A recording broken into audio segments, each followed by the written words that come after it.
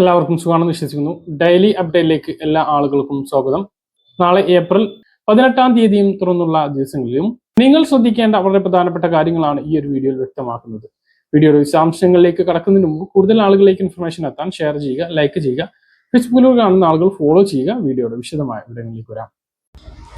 ചൂരൽമല ഉരുൾപൊട്ടൽ ദുരിതബാധിതർക്ക് സർക്കാർ നിർമ്മിച്ചു നൽകിയിട്ടുള്ള വയനാട് ടൗൺഷിപ്പിലെ വീടുകളിൽ വിള്ളൽ. ഫേസ് 1-ൽപ്പെട്ട വീടിന്റെ മേൽക്കൂരക്കാണ് വിള്ളൽ. തനിക്ക് ലഭിച്ച വീട്ടിലെ മേൽക്കൂരയിൽ വിള്ളലുണ്ടായി മഴവെള്ളം ചോർന്ന് ഇറങ്ങിയതായി ചൂരൽമല സ്വദേശി നൗഫൽ പറഞ്ഞു. ഫേസ് 1-ലെ A8 എന്ന വീട്ടിലാണ് വിള്ളൽ കണ്ടെത്തിയത്. ഇങ്ങനെ വിള്ളൽ കാണുമ്പോൾ നല്ല വിഷമമുണ്ട്. ഇവരോട് കാര്യങ്ങൾ പറയുമ്പോൾ ശരിയാക്കി തരാം എന്ന് പറഞ്ഞു. രണ്ടാഴ്ചയായി ഇത് ശ്രദ്ധയിൽപ്പെട്ടിട്ട്. മഴ പെയ്തപ്പോൾ സ്ലാബിൽ വെള്ളം കെട്ടി നിൽക്കുകയായിരുന്നു. അതിൽ നിന്ന് വീടിന്റെ ഉള്ളിലേക്ക് ലീക്കുണ്ടായി. വെള്ളത്തിന്റെ കിനിവോ പ്ലാസ്റ്റർ പൊട്ടിയതോ ഒന്നുമല്ല, സ്ലാബ് തന്നെ പൊട്ടിയതാണ്. അല്ലെങ്കിൽ പ്ലാസ്റ്ററിലൂടെ വെള്ളത്തിന്റെ കിനിവ് വരില്ല. സ്ലാബ് പൊട്ടിയത് കൊണ്ട് കിനിവ് നേരിട്ട് ഇറങ്ങിയതാണ്. ഇപ്പോൾ തന്നെ ഇങ്ങനെയാണ് എങ്കിൽ നമ്മൾ താമസം തുടങ്ങിയാൽ എന്താകും അവസ്ഥ? ഒന്നും പറയാനാകില്ല. അത് കണ്ടിട്ട് നമുക്കിപ്പോൾ ഇവിടെ വരുമ്പോൾ മാനസികമായിട്ട് ഭയങ്കര വിഷമമുണ്ട് എന്നും നൗഫൽ പറഞ്ഞു. അതേസമയം വീടിന്റെ മേൽക്കൂരയിൽ ഉണ്ടായതിൽ വിള്ളൽ എന്ന് പറയാൻ താൻ ആഗ്രഹിക്കുന്നില്ല എന്ന് ഊരാളുങ്കൽ ടൗൺഷിപ്പ് CEO അരുൺ മാധ്യമങ്ങളോട് പറഞ്ഞു. 178 വീടുകളാണ് മാർച്ച് 1-ന് മുഖ്യമന്ത്രി പിണറായി വിജയൻ ഉദ്ഘാടനം ചെയ്തത്.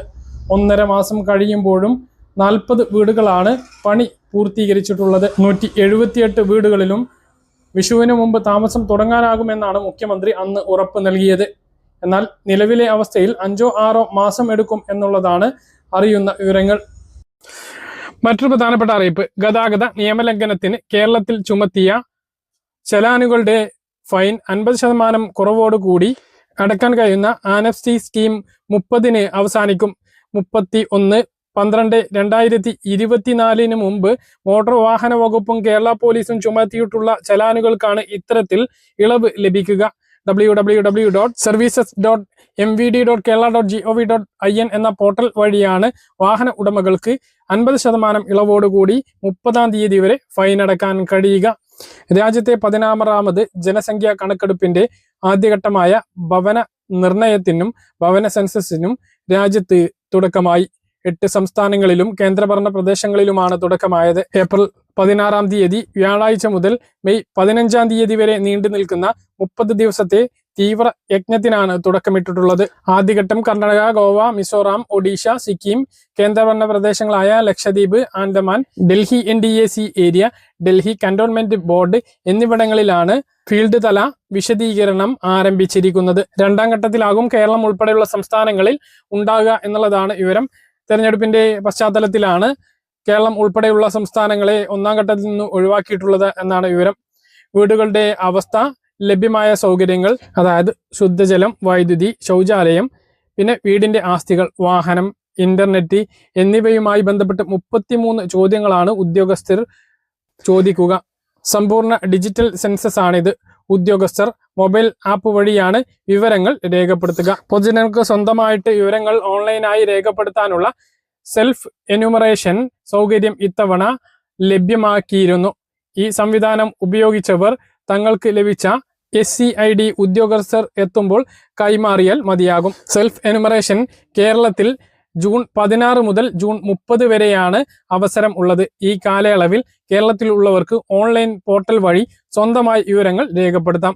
നേരിട്ടുള്ള വിവരശേഖരണം ജൂലൈ 1 മുതൽ ജൂലൈ 30 വരെയാണ് കേരളത്തിൽ നടക്കുക. ഉദ്യോഗസ്ഥർ നേരിട്ടെത്തി വിവരങ്ങൾ ശേഖരിക്കാൻ വരുമ്പോൾ സെൽഫ് എന്യൂമറേഷൻ ചെയ്യാത്തവരുടേതാണ് വിവരങ്ങൾ ശേഖരിക്കുക. ചെയ്തവർ നേരത്തെ പറഞ്ഞ പോലെ തങ്ങൾക്ക് ലഭിച്ചിട്ടുള്ള SCID മാത്രം കാണിച്ചാൽ മതിയാകും. ഇത് 1ാം ഘട്ട കണക്കെടുപ്പാണ്. 2ാം ഘട്ടത്തിലാണ് ജനസംഖ്യയും ജാതിയും കണക്കാക്കുക. 2ാം ഘട്ടം 2027 ഫെബ്രുവരിയിലാണ് കേരളത്തിൽ നടക്കുക. ഇന്ന് ഏപ്രിൽ 16-ാം തീയതി കർണാടക അടക്കമുള്ള അയൽ സംസ്ഥാനങ്ങളിൽ സെൻസസ് ആരംഭിച്ചിട്ടുണ്ട്. കേരളത്തിലെ പൊതുജനങ്ങൾ ജൂൺ പകുതിയോടെ മാത്രം വിവരങ്ങൾ നൽകിയാൽ മതി. അപ്പോൾ വളരെ പ്രധാനപ്പെട്ട കാര്യമാണ്. സെൻസസിന് വരുമ്പോൾ കൃത്യമായിട്ട് വിവരങ്ങൾ നൽകുക. സെൽഫ് എനുമറേഷൻ നൽകാനുള്ള സമയത്ത് അങ്ങനെ ചെയ്യാൻ കഴിയുന്നവർ അത് ചെയ്യുകയാണ് എങ്കിൽ കുറച്ചും കൂടി ഉപകാരപ്രദമായിരിക്കും. സ്വന്തമായിട്ട് മൊബൈൽ ഫോണിലൂടെ അത് ചെയ്യാൻ കഴിയും. അതൊക്കെ വരുന്ന സമയത്ത് കൃത്യമായി എങ്ങനെ ചെയ്യണമെന്ന് നമ്മൾ ചാനലിലൂടെ അറിയിക്കുന്നതാണ്. ഈ സെൻസസ് എന്ന് പറയുന്നത് വളരെ പ്രധാനപ്പെട്ടതാണ്. 2011 നടന്ന സെൻസസിന്റെ അടിസ്ഥാനത്തിലാണ് ഇന്ന് കേരളത്തിൽ ഉൾപ്പെടെ ഇൻഷുറൻസ് അടക്കമുള്ള സേവനങ്ങൾ ലഭ്യമാകുന്നത്. ദാരിദ്ര്യരേഖ കണക്കാക്കുന്നതൊക്കെ അങ്ങനെ തന്നെയാണ്. അന്നത്തിൽ നിന്നും ജീവിത ചുറ്റുപാട് ഒരുപാട് മാറിയവരിൽ ഈ സെൻസസ് പ്രകാരമുള്ള രേഖയിൽ മാറ്റം വന്നിട്ടില്ല. അപ്പോൾ സെൻസസ് നടക്കുന്നത് വളരെ ഗൗരവമുള്ള കാര്യമാണ്. കൃത്യമായിട്ടുള്ള വിവരങ്ങൾ നൽകാൻ വേണ്ടിയിട്ട് എല്ലാ ആളുകളും ഉദ്യോഗസ്ഥർ വരുമ്പോൾ ശ്രദ്ധിക്കേണ്ട കാര്യമാണ്. കാരണം ഈ സെൻസസിന്റെ അടിസ്ഥാനത്തിലായിരിക്കും ഭാവിയിൽ നമുക്ക് ലഭിക്കുന്ന കേന്ദ്രത്തിൽ നിന്നും സംസ്ഥാനങ്ങൾക്ക് ലഭിക്കുന്ന ആനുകൂല്യങ്ങളെല്ലാം ലഭിക്കുക. അത് പ്രകാരം തന്നെ ആയിരിക്കും വ്യക്തിഗത ആനുകൂല്യങ്ങളും നേട്ടങ്ങളും ഉണ്ടാകുക. അപ്പോൾ അതെല്ലാം എല്ലാ ആളുകളും ശ്രദ്ധിക്കണം. സംസ്ഥാനത്ത് നിന്ന് സ്വർണ്ണവില കുറഞ്ഞു. ഗ്രാമിന് 125 രൂപയും പവന് 1000 രൂപയുമാണ് കുറഞ്ഞത്. ഇതോടെ ഒരു പവൻ സ്വർണത്തിന്റെ വില 1,13,080 രൂപയും ഗ്രാമിന് 14,035 രൂപയുമായി.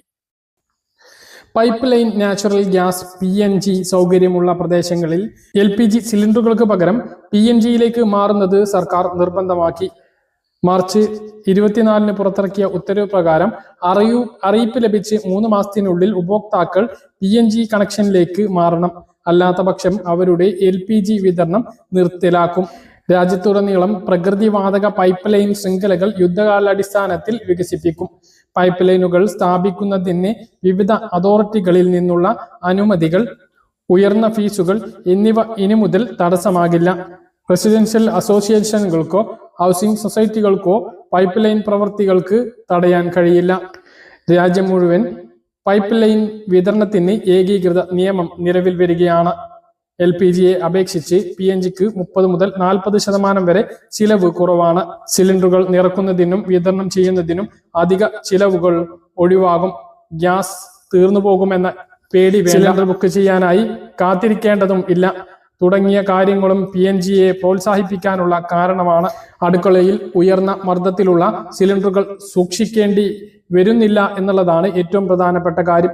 ഇത് സുരക്ഷ വർദ്ധിപ്പിക്കും. LPGയേക്കാൾ ശുദ്ധമായ ഇന്ധനമാണ് PNG. കേരളത്തിലേക്ക് വന്നാൽ സമാന്തരമായി നടന്നുകൊണ്ടിരിക്കുന്ന സംസ്ഥാനത്തെ ഗെയിൽ പൈപ്പ് ലൈൻ പദ്ധതിയും വീടുകളിലേക്കും സ്ഥാപനങ്ങളിലേക്കും ഗ്യാസ് എത്തിക്കുന്ന സിറ്റി ഗ്യാസ് പ്രോജക്റ്റും ഇപ്പോൾ അവസാന ഘട്ടത്തിലേക്ക് കടക്കുകയാണ്. ഇതിന്റെ പ്രധാന വിവരങ്ങൾ ഇങ്ങനെയാണ്. കൊച്ചിയിൽ നിന്നും മംഗലാപുരത്തേക്കുള്ള പ്രധാന ലൈൻ ഇതിനോടകം തന്നെ പൂർത്തീകരിച്ചിട്ടുണ്ട്. തൃശൂർ, പാലക്കാട്, മലപ്പുറം, കോഴിക്കോട്, കണ്ണൂർ, കാസർഗോഡ് ജില്ലകളിലൂടെയാണ് ഇത് കടന്നു പോകുന്നത്. ഈ ലൈൻ ഇപ്പോൾ പൂർണ്ണമായും പ്രവർത്തന സജ്ജമാണ്. കൂടാതെ തമിഴ്നാട്ടിലേക്ക് നീണ്ടുപോകുന്ന കുട്ടനാട്, ബാംഗ്ലൂരു പൈപ്പ് ലൈൻ ജോലികളും അതിവേഗത്തിൽ മുന്നോട്ട് പോകുന്നു. സിറ്റി ഗ്യാസ് പദ്ധതിയുടെ കാര്യങ്ങൾ ഇനി പറയുന്ന രൂപത്തിലാണ്. വീടുകളിലേക്ക് നേരിട്ട് പാചകവാതകം എത്തിക്കുന്ന പദ്ധതിയാണിത്. ഓരോ ജില്ലകളിലേക്കും വിവിധ കമ്പനികൾക്കാണ് ഇതിന്റെ ചുമതല. കൊച്ചിയിൽ Indian oil Adani gas private limited മുഖേനയാണ് പദ്ധതി നടപ്പിലാക്കുന്നത്. ഒട്ടുമിക്ക ഭാഗങ്ങളിലും കണക്ഷൻ ഇതിനകം തന്നെ നൽകി കഴിഞ്ഞു. ഈ പ്രദേശങ്ങളിലെല്ലാം ഗ്യാസ് ലഭ്യമായ ആളുകൾക്ക് ഇതിനകം ഇതിലേക്ക് മാറുന്നതിന് നോട്ടീസ് ലഭിച്ചിട്ടുണ്ടാകും. ഇല്ല എങ്കിൽ ഉടനെ നോട്ടീസ് ലഭിക്കുന്നതാണ്. തൃശൂർ, പാലക്കാട്, മലപ്പുറം, കണ്ണൂർ, കാസർഗോഡ് ജില്ലകളിൽ പ്രധാന വിതരണ കേന്ദ്രങ്ങൾ സജ്ജമാക്കിയിട്ടുണ്ട്. നഗരസഭകൾ കേന്ദ്രീകരിച്ചാണ് പൈപ്പുകൾ സ്ഥാപിക്കുന്ന ജോലി പുരോഗമിക്കുന്നത്. കോഴിക്കോട് നഗരത്തിന്റെ പല ഭാഗത്തും പൈപ്പ് ലൈനുകൾ സ്ഥാപിച്ചു കഴിഞ്ഞു. ആയിരക്കണക്കിന് വീടുകളിൽ ഉടൻ കണക്ഷനുകൾ ലഭ്യമാക്കാനുള്ള ശ്രമത്തിലാണ്. Thiruvananthapuram, Kollam, Alappuzha Atlantic Gulf and Pacific കമ്പനിക്കാണ് ഇവിടുത്തെ ചുമതല. തിരുവനന്തപുരം നഗരങ്ങളിലും കൊച്ചുവേളി പരിസരങ്ങളിലും പൈപ്പ് ലൈൻ ഇടൽ സജീവമായി നടന്നുകൊണ്ടിരിക്കുകയാണ്. അപ്പോൾ വളരെ പ്രധാനപ്പെട്ട അറിയിപ്പാണ്. ഇതുവരെ ഇത് നിർബന്ധം പറഞ്ഞിരുന്നില്ല. അപ്പോൾ കണക്ഷൻ ലഭ്യമായി കഴിഞ്ഞാൽ അവിടെയുള്ള പ്രദേശങ്ങളിൽ നോട്ടീസ് ലഭിക്കും. അതിലേക്ക് മാറേണ്ടി വരും, നിർബന്ധമായിട്ടും മാറേണ്ടി വരും. അപ്പോൾ നമ്മൾ LPG സിലിണ്ടർ ഒഴിവാക്കുകയും വേണ്ടി വരും, കണക്ഷൻ ഒഴിവാക്കേണ്ടി വരും. അപ്പോൾ PNGയിലേക്ക് മാറണം.